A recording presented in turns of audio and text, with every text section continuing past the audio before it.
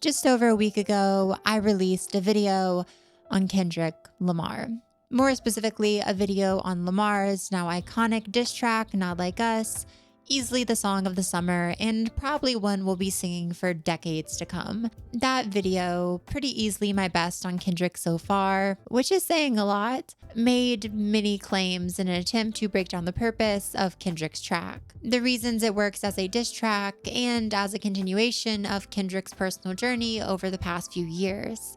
It's a video I really recommend y'all check out. Partially because I'm just really proud of it and think it's a great video, maybe the best one on Not Like Us, period. OMG, what? But also because Kendrick just dropped a new track that basically confirmed every single thing I said in that video. Let me break it down for y'all. So I said a lot in my Not Like Us video, but the very oversummarized core of it was about how Kendrick has been and currently is using his diss songs to Drake as a means of advancing his personal progression as showcased on Mr. Morale, an album where Kendrick opened his eyes to the idea that all people are connected and reflect one another. But the way Kendrick has gone about that has shifted with time. Kendrick started this beef off with songs such as Like That and Euphoria, more traditional diss tracks that sought to examine Drake's problems, yes, but tracks that also sought to explore how Kendrick mirrors Drake, and how Drake's personal issues reflect Kendrick's own. Go check out my video on Euphoria for proof. Notifications should be up here somewhere. Yet, by the time Kendrick made it to Not Like Us, any pretense of Kendrick seeing himself in Drake, seeing Drake as someone with a path towards redemption, it flew pretty far out the window, A minor lines and all that. So, what gives? Well, in my last video, I said that Kendrick's goals in this battle stayed the same throughout, but the means through which he achieved those goals changed with time. I argued that on Not Like Us, Kendrick sought to push the messaging of Mr. Morale, messaging that seeks to bring people together, not with thoughtful analysis of Drake's character and how he reflects Kendrick, but instead with some straight up, unfiltered hating. Kendrick, in rallying people around Drake, essentially brought the world together. He tore down a figure in Drizzy who he saw as oppositional to a world of compassion and connectivity, and in the process, united the culture behind a common goal. Talking about how much Drake sucks. Releasing that video, I was pretty confident in my theory. Pretty sure that what I presented was true to what Kendrick aimed to achieve on Not Like Us, and with this beef overall. But I couldn't be completely sure until now. At time of writing, Kendrick just released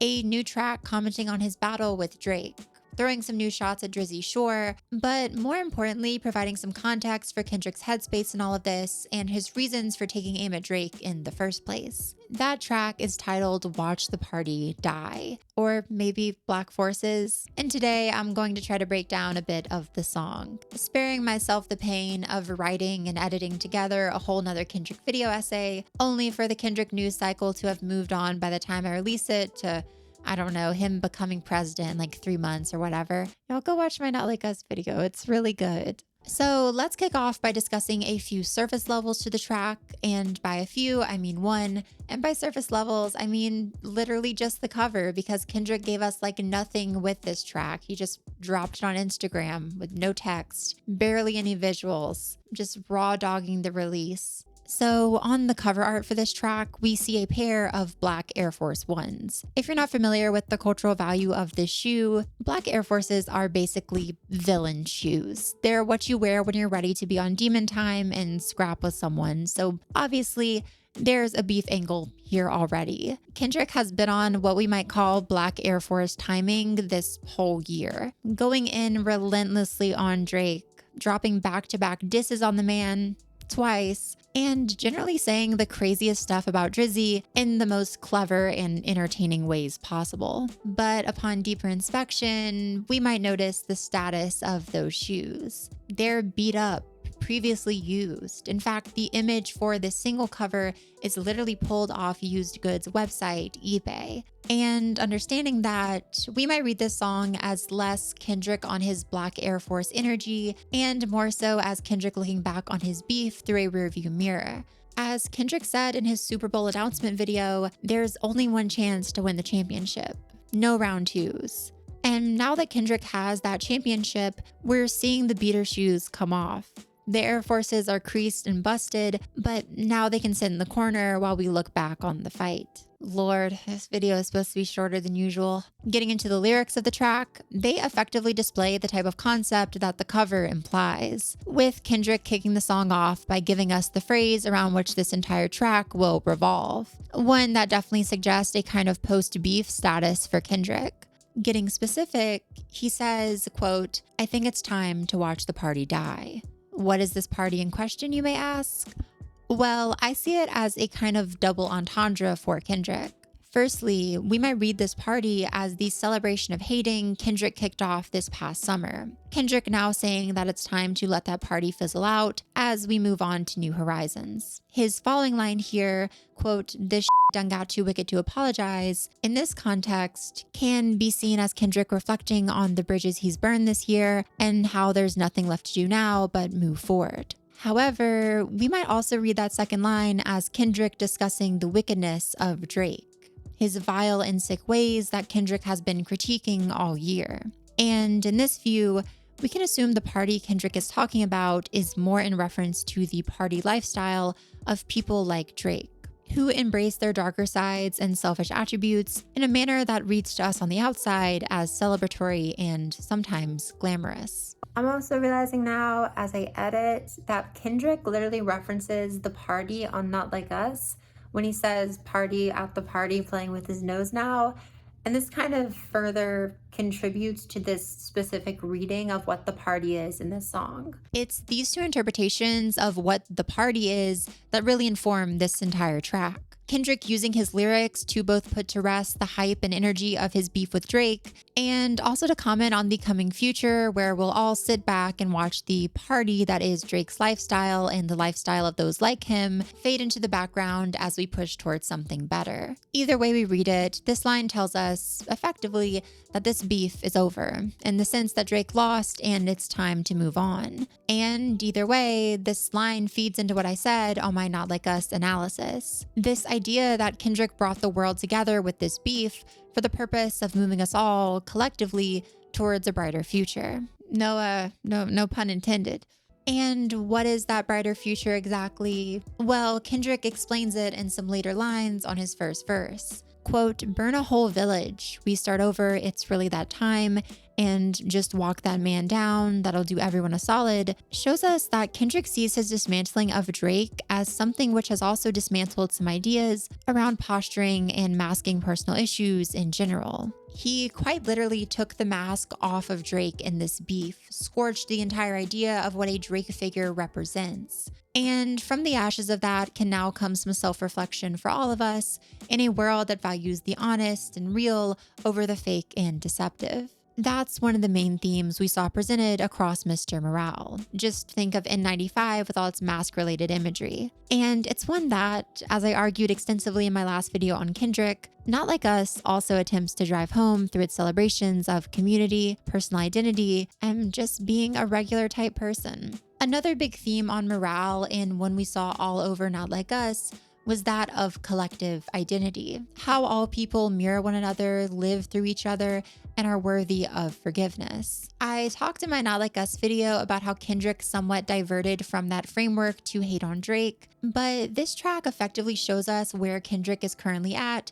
in his journey of accepting others and forgiving people. While I don't think Kendrick is planning on patching things up with Drake anytime soon, there are some lines in this verse that suggest a future of forgiveness for those who might have aligned themselves with Drake or mirrored his own negative lifestyle. Kendrick says, quote, "So where are the soldiers at?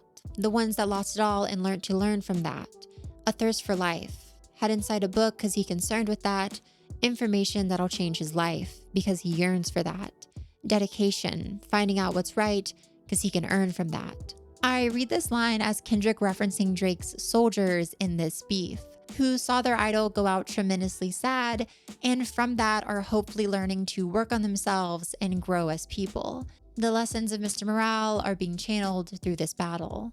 But while Kendrick preaches this message of forgiveness and wisdom, don't let it fool you. Kendrick is still fully in his regression period, pairing that wisdom with spite and negativity, as we saw him do throughout his entire beef with Drake, as a means of showing human duality. How we can be both defensive and vulnerable, both wicked and weak, as Kendrick might have put it himself on 2017's Damn. The chorus on the song quite literally sees Kendrick praying to God to keep the lames away from him, like, be so for real.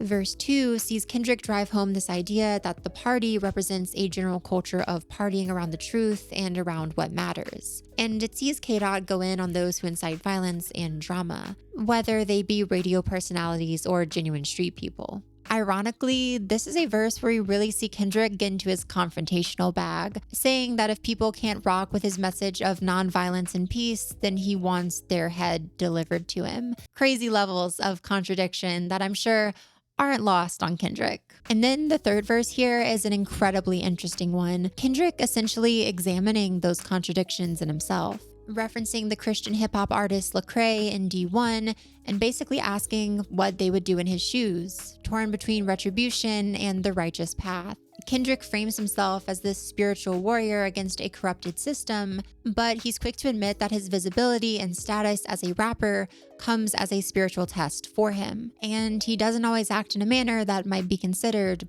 godly, as if to show us that it's around this line that Kendrick switches into a different vocal and flow delivery, giving us a section of his verse that reads as paranoid and definitely regressive. Then, seeming to correct himself back into a wiser headspace, Kendrick asks again, what would Lecrae do? The reality of Kendrick's identity is laid bare here, as we get a striking portrait of a man torn between two worlds, someone who delivered a message of unity, but at the cost of division. Kendrick closes here, again affirming his message of a brighter future being born out of this beef with Drake, his moment of regression. And as Kendrick tells us himself, that concept is confirmation for him. It's confirmation that he did the right thing, moved in the right way, even though so many of his actions were born out of a broken place. Despite what happened, despite how bad it got, the party is dying. And doesn't that matter more than anything else? I don't have the answer to that question. I don't even think Kendrick does. But despite the conflicted nature of this track, it's one that has me excited and interested for where Kendrick might be going next. Again, in my Not Like Us video, I talked a little bit about how I expect Kendrick's next album to bring back some of the themes on Mr. Morale, but tackle them in a much more accessible and conflicted way, allowing us a window into Kendrick's spiritual journey, what matters to him, and how he finds peace for himself. To be honest, that's probably the segment of the video I was least certain on. The segment I was most afraid would end up proving itself wrong with time. But after this track, I'm feeling more confident in my predictions than ever. This is a song actively applying the themes of Mr. Morale onto the beef between Kendrick and Drake. And more than that, doing so in a way that feels honest, vulnerable, and challenging. It doesn't provide any definitive answers about who Kendrick should be, whether his actions this year have been right or wrong, but in its vulnerability, this track proves just as satisfying as any other of Kendrick's. I still can't say for certain what the next Kendrick album will hold, but if this track is anything to go off of, I think we have a lot to look forward to. And I probably have a lot to cover.